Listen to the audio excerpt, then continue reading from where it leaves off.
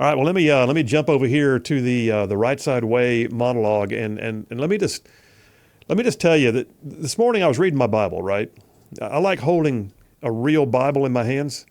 I mean, sure, I use online versions sometimes, but there's something special about the feel of a real book and the various translations of the Bible that I have on my shelf. There's still one that's though it's my favorite. It's just old trusty, you know what I mean? It's dog-eared pages, it's leather covers, worn slap out. There's tape on the binding that holds it together. Maybe one day I'll get it recovered. But the whole front and back end of it are just filled up with notes and quotes and things that I've seen and heard over the years. I've had Old Trusty, my favorite Bible, since the early 80s. And it's so familiar to me that I can tell you what side of the page that certain verses are on. Like, that favorite passage may have a familiar address like Philippians 4, 6, and 7, but I can also tell you that in my Old Trusty Bible, that passage is in the middle of the right side of the page. And I'm a note taker and an underliner. So everywhere in that old, worn, much-loved Bible, you're going to find underlined verses and notes written in the margins, just everywhere. I love that old Bible like a friend.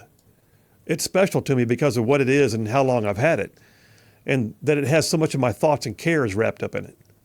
So one day I walked in to find my 2-year-old daughter, who, by the way, is now grown in her 30s and married to a great guy.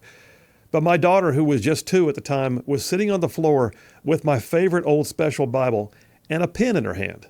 And she was looking at the pages, and she would literally go, and then she'd scribble on the page. Then she'd turn the page and go, and she'd scribble some more.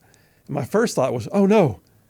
But then I realized that somewhere along the way, without me even knowing it, she had seen me making notes in my Bible.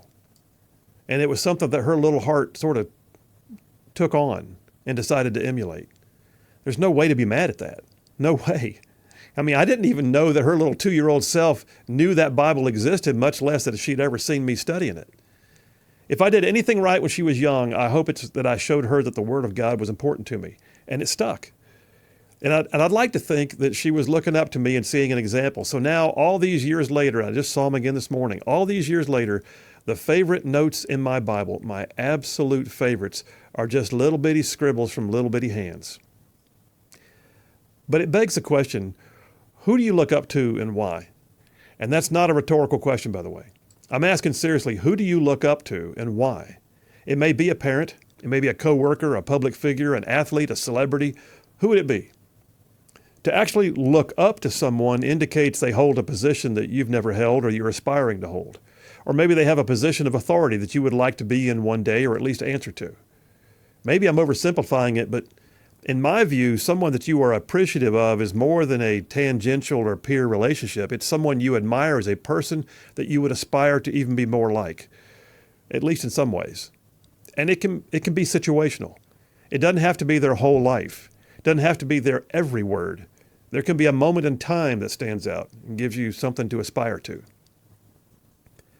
We're told in Philippians 4:8 that we should strive to focus on, and this is, by the way, the Amplified Version, we're to strive to focus on whatever is true, whatever is honorable and worthy of respect, whatever is right and confirmed by God's word, whatever is pure and wholesome, whatever is lovely and brings peace, whatever is admirable and of good repute.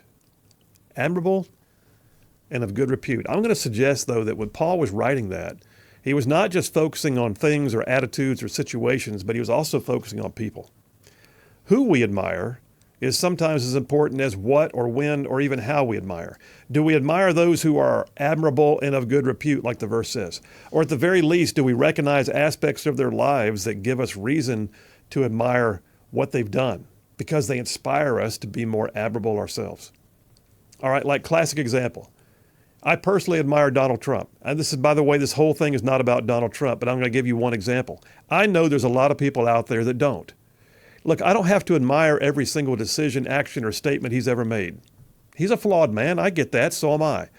But I can tell you that any man who gets shot in the head while other people are being killed around him and then shakes his fist in the air and yells fight and then comes back to the same place to hold a second rally on the same ground, well, that's pretty epic.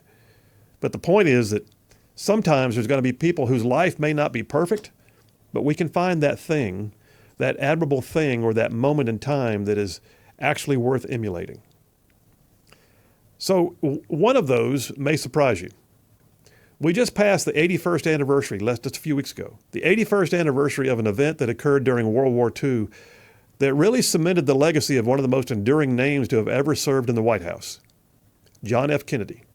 Now, some of you might be taken aback. Phil, he's a Democrat. I know. Phil, he had issues in his personal life. I know. I'm aware. But the things that John F. Kennedy did in World War II, they are legendary, and I find them admirable. Admirable to the point that I would hope that I was ever in the position that he was in, that I could even do half as well. If there was ever a person who could be said to have been, I guess, privileged, to borrow the liberal word, it would be John Fitzgerald Kennedy. His family was as close to being royalty as our U.S. society will allow. During his years obtaining an Ivy League education at Harvard, he played football, and he actually suffered a pretty serious back injury. So serious, in fact, that the Navy actually rejected him for service when the war broke out. Now, at that point, Kennedy, part of a royal family, so to speak, could have told the world, hey, I tried, and stayed at home working in the family business and advancing his way into politics, but he didn't. Kennedy actually took advantage of his father's leverage and influence, but not like you might think. He had his dad's influence secure his way into active service in the Navy. Now, at that point, he could have likely secured a comfortable position as an admiral's aide or something, working in the War Department here in the stateside. I mean, after all, he was privileged. But John Kennedy volunteered for one of the newest, most dangerous, and somewhat swashbuckling jobs that the Navy could offer at the time. He commanded a small patrol torpedo boat, or a PT boat, which often meant that he and his crew conducted reconnaissance and attacked Japanese warships by themselves, well outside of the assistance of other Navy vessels. They were like the Navy's versions of commandos or long-range recon. Kennedy's boat was called the PT-109, and on August 2nd, 1943, the PT-109 was on a long-range patrol near the Solomon Islands in the darkened night when it encountered a Japanese destroyer. And during the melee, the PT-109 actually collided with the Japanese warship, and it was crushed, and it instantly sank. 2 of Kennedy's men died instantly, 1 was severely burned, and the others were all afloat with no help in sight. Knowing their rough position on the map, Kennedy led his men to find some floating wreckage, and then they set out swimming for a remote island that he believed was somewhere in the area. They swam for miles, with Kennedy actually lashing himself with his belt to his injured sailor and towing him through the open water, sometimes swimming with the belt clenched in his teeth. He was sick, he was beat up, he was exhausted, but Kennedy and the 10 other men, they made it to a small remote island, but that was just the beginning. For the next 6 days, Kennedy himself swam in and around their island trying to fix their position and figure a way off. Eventually, they saw 2 islanders in a dugout canoe, and they flagged them down. They scratched a message on a coconut shell. The message, all it said was, Nauru Island, Commander, native knows position. He can pilot, 11 alive, needs small boat, Kennedy. And it worked. The islanders got the coconut message back to a U.S. Sea Patrol. Kennedy and his men were rescued. Kennedy himself received the Purple Heart and the Navy and Marine Corps Medal for heroism. The story of the PT-109 just resonated. It made international news. They made a movie about it. And young Kennedy carried that legacy into his years as president less than 20 years later. It is said that for the rest of his life, which was cut short by the assassination in the early 60s, that Kennedy's injuries and his old pains from his pre-war football injury made life more difficult than most people ever knew. And for the duration of his time in the White House, there was a paperweight sat right there on the president's desk. It was the coconut shell, inscribed with the rescue message. Kennedy had it encased in clear acrylic, and it sat there every day where he could see it while he worked. That coconut shell is apparently still on display in the John F. Kennedy Presidential Library in Boston.